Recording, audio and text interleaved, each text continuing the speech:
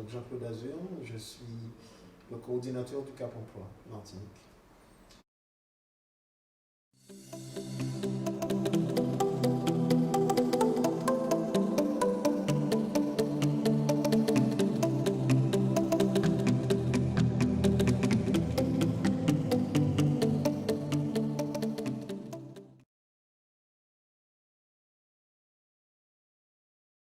Une nouvelle manière d'accompagner à la fois les demandeurs d'emploi bénéficiaires de l'obligation d'emploi et les employeurs qui souhaitent les recruter. Donc c'est une décision ministérielle et au-delà donc, du chef de l'État qui a demandé donc aux acteurs du service public de l'emploi, donc notamment Pôle emploi et Cap emploi, de se rapprocher en tout cas et en tout cas rapprocher et de co-construire une offre de service pour mieux accompagner les bénéficiaires de l'obligation d'emploi et les employeurs. Donc, éviter ce qu'on a connu, hein, il ne faut pas se cacher, hein, les mises en œuvre en silo des offres de services, donc l'une à côté de l'autre, sans se parler, sans se voir. Et donc, nous avons commencé en février 2020 par une expérimentation à l'agence Pôle emploi de Sainte-Marie, une expérimentation du lieu unique d'accueil. Qu'est-ce que ça veut dire? Ça veut dire que les bénéficiaires de l'obligation d'emploi qui sont inscrits à Pôle emploi vont retrouver dans leur agence leur conseiller Cap emploi qui va les recevoir sur site et va pouvoir effectivement mobiliser à la fois les mesures et les dispositifs de Pôle emploi et les mesures spécifiques de la GFIP et du FIP qu'on a l'habitude de mobiliser. Et ça, à la fois pour les personnes et les employeurs.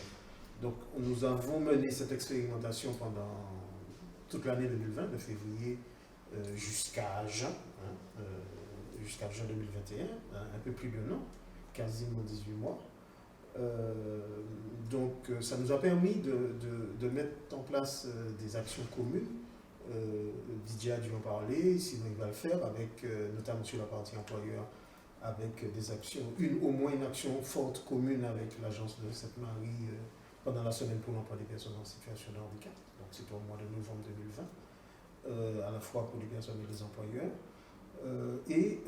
Nous continuons effectivement à partager nos expériences et à co-construire un partenariat qui doit être plus efficace.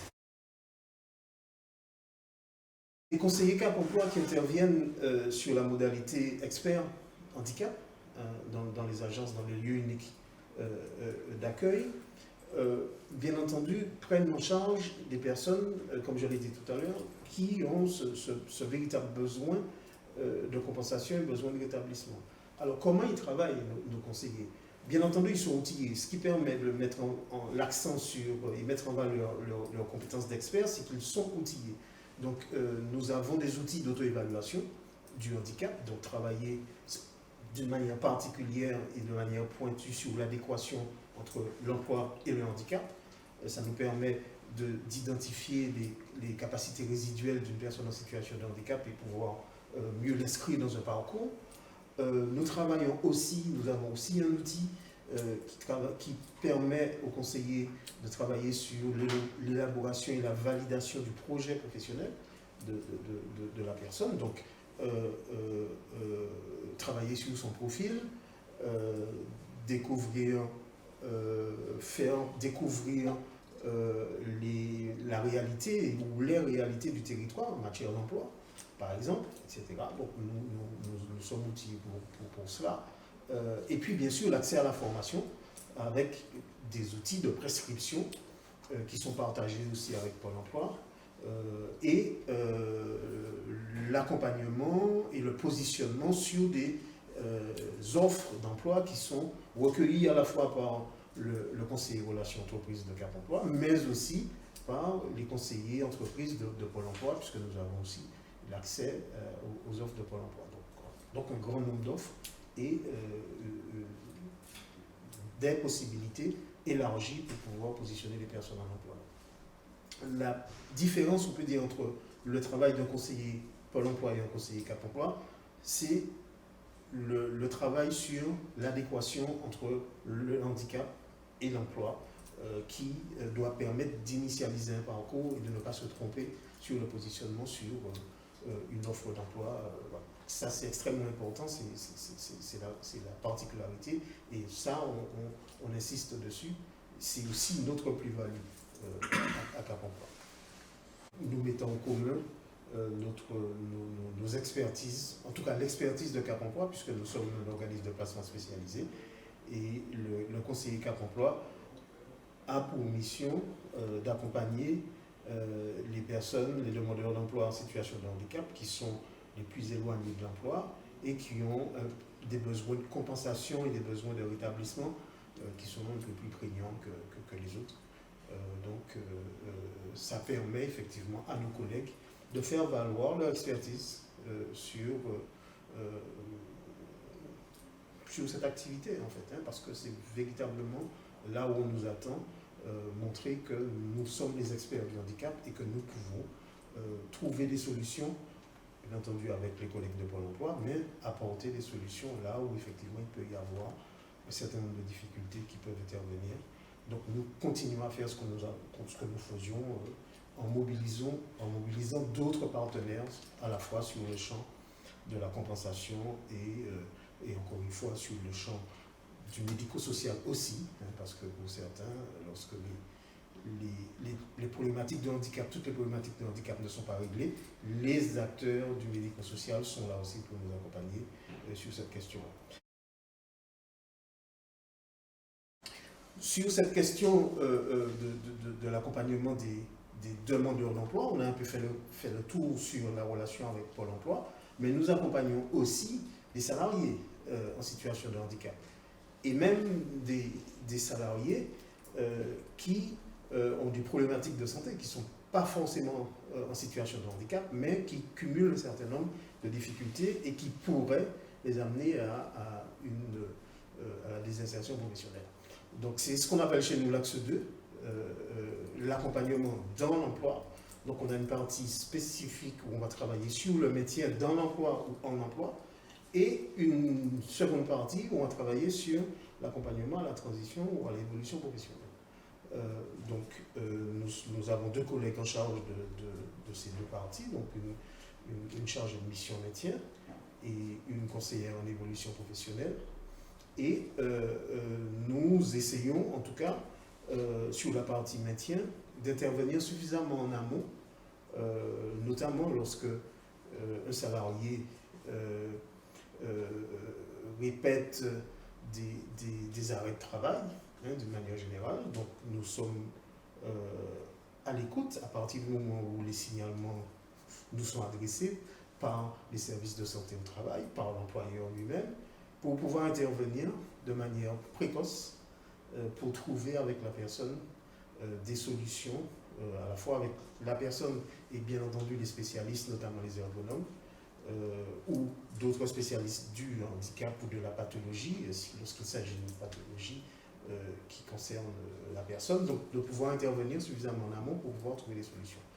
S'agissant des autres dispositifs que nous portons à l'URAS, notamment le dispositif d'accompagnement d'apprentis en situation de handicap, une cellule d'accompagnement à l'insertion sociale et professionnelle de jeunes qui sont sortis un peu de ces salles du Nice. Et puis dernièrement un dispositif agile qui accompagne les bénéficiaires du RSA en situation de handicap. Ces dispositifs ne sont pas connectés directement à Cap emploi, même si on est toujours sur une problématique handicap et emploi. Ce sont des dispositifs qui bénéficient de financement public, notamment du Fonds social européen.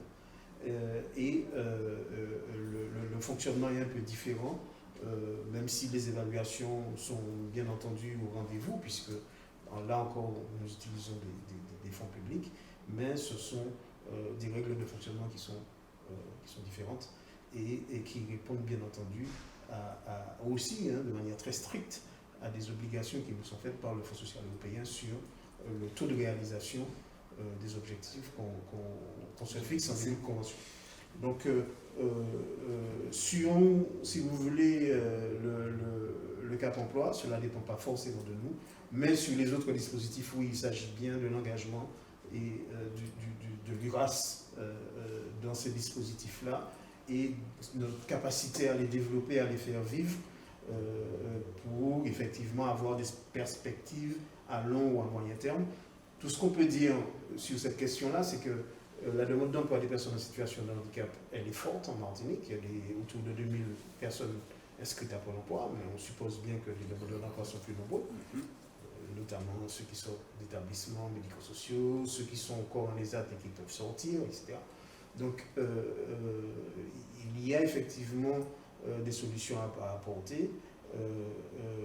Ces dispositifs que nous pilotons répondent à des besoins qui sont prégnants et le taux de réussite effectivement montre qu'ils sont importants et qu'il faut les maintenir. Donc, nous sommes engagés sur cette voie-là et nous cherchons effectivement à développer tout type de partenariat pour pouvoir permettre à ces dispositifs d'exister encore et exister encore tant qu'il y aura des besoins à satisfaire. Est-ce que tu peux peut-être donner des informations sur le challenge que cela nous donne d'être avec Pôle emploi dans le cadre du rapprochement? Le challenge, comment on le vit, comment en fait on... Non, au contraire, parce que j'aime bien en fait, justement avoir ton regard, parce que c'est toi qui as un regard assez éclairé, tu as été aussi l'un des artisans en fait qui a travaillé pour que justement cela se mette en place. Je ne dis pas que ma pierre est à minimiser, bien au contraire, mais la tienne, je pense que tu as déjà mis en fait beaucoup de taloches et que je pense qu'il faudra continuer en fait à étaler. Donc, quelle est ta vision justement en fait de ce rapprochement, dans le sens où on est en train de construire justement un travail ensemble. C'est en fait toute une offre de service qui est intégrée, que l'on est en train de construire. On intègre les personnes, on intègre en fait les bénéficiaires justement, on travaille de manière plus rapprochée. Mais comment tu vois en fait justement cela, comme elle l'a dit à moyen terme, comment tu vois en fait tout cela? Pour moi, on n'a pas le droit d'échouer. Comme je l'ai dit au début, la décision de co-construire et de proposer cette nouvelle offre de service, elle vient d'en haut. Il y a eu un rapport IGAS, de l'Inspection Générale des Affaires Sociales, qui a, dès 2017, pointé le doigt sur un certain nombre de dysfonctionnements, notamment, je l'ai dit tout à l'heure, le fonctionnement en silo, le fait que l'insatisfaction des personnes d'une manière générale, lorsqu'on les interrogeait, à la fois les personnes en situation de handicap qui recherchaient un emploi, les employeurs qui cherchaient à recruter des personnes en situation de handicap. Donc il était nécessaire en tout cas d'agir et de faire quelque chose. On aurait pu faire autrement, notamment de manière plus simple, dire Cap Emploi c'est quoi, Pôle emploi, prenez et faites. L'idée a cheminé, il y a eu un cheminement et on a trouvé cette solution qui était de dire qu'il était nécessaire de rapprocher les deux offres de services et de mettre en place un lieu d'accueil unique. Un lieu unique d'accueil. Ça marque les choses, ça veut dire qu'il y a un positionnement géographique où les conseillers sont à la fois Pôle emploi et Cap emploi, sur un même lieu, travaillent ensemble à la fois pour les personnes et pour les employeurs. C'est un message qui est donné en disant que aujourd'hui, on travaille ensemble. Quand vous vous adressez à Pôle emploi, ou à Cap emploi, vous aurez la même réponse. C'est surtout ce qu'il faut retenir. Et je pense que c'est un pas important qui a été franchi, ne serait-ce que parce que géographiquement les choses sont matérialisées. On aurait pu avoir peut-être d'autres situations où on aurait pu avoir aussi sur le fronton du bâtiment à la fois le logo de Cap emploi et de Pôle emploi. Par exemple, on peut imaginer d'autres choses. Mais en tout cas, l'étape qui a été franchie là, elle est importante en termes de message qu'on veut donner sur l'efficacité en tout cas qu'on veut trouver et les réponses qu'on va apporter aux questions des personnes. Mais bien entendu, ça va prendre un peu de temps, c'est logique, on est dans une phase de construction. Aujourd'hui, si on regarde les indicateurs, ils ne sont pas encore bons parce que voilà, tout n'est pas en place. Lorsqu'on va interroger les personnes, elles sont encore dubitatives parce qu'on ne voit pas tout de suite le fruit de cette collaboration. Il faut aussi accompagner les conseillers Pôle emploi à monter en compétence aussi sur cette question-là. Les conseillers etc. d'entreprise aussi. Voilà. Donc, tout cela est en construction. On espère que ça ne va pas trop de temps, et que d'ici 2022, on aura franchi quand même un cap et qu'on aura quand même des éléments positifs à faire valoir, ce qui n'est pas encore le cas, mais c'est tout à fait normal, on ne baisse pas les bras. En tout cas, nous croyons fortement à cette solution qui est à l'œuvre aujourd'hui. Nous sommes persuadés que Cap emploi a sa place. Il va garder sa place d'expert sur cette question-là. En tout cas, c'est le challenge, c'est notre travail aujourd'hui. Et nous serons là, effectivement, aux côtés des collègues de Pôle emploi, pour les accompagner aussi sur ce champ-là, pour que les personnes en situation de handicap soient accompagnées comme toute personne. Parce que, et les entreprises également. Les entreprises également. En fait, contrairement à ce qu'on a vécu l'an dernier, où on était en fait le plus souvent au chômage partiel, on avait justement une raréfaction de l'activité. Là, comme les choses reprennent, on sent qu'il y a un certain sourire sur l'activité. C'est-à-dire que là, on sent que d'ici quelques temps, en ayant discuté avec, que ce soit les acteurs de la fonction publique ou encore les acteurs justement du secteur privé, on a déjà, en fait, quand je dis un sourire, c'est-à-dire que là, on a déjà des perspectives où on va commencer en fait à opter pour quelque chose de positif sur le fait d'entrer en emploi. C'est-à-dire, un employeur va vous dire, là pour l'instant, je prends le cas en fait de certaines collectivités qui m'ont déjà dit, pour l'instant, on patiente, mais on travaille déjà pour que septembre, on va en fait intégrer 2-3 salariés en fait dans notre structure. Et que ce soit en fait aussi au niveau des acteurs du secteur privé, surtout au niveau des entreprises, qui ont déjà dit que elles ont besoin de recruter certaines personnes. Elles ont connu à une époque le chômage partiel, et les choses sont en train de changer, et là, elles sont en train de revenir justement sur de nouvelles dispositions. Donc là, je me dis, on est en train de passer vers un autre cap. Et ça, on voyait en fait, et comme j'ai tout à l'heure parlé des résultats, c'est vrai que je regardais sur les différentes courbes que nous avions, on voit qu'il y a en fait une évolution qui est en train de se faire et que le marché en fait est en train de reprendre. C'est vrai que la Covid est toujours là, mais il n'empêche que les besoins demeurent, que l'envie en fait d'embaucher est en train de commencer à crépiter, et que je pense qu'on va continuer, en fait, on va avoir des résultats un peu plus intéressants le semestre prochain.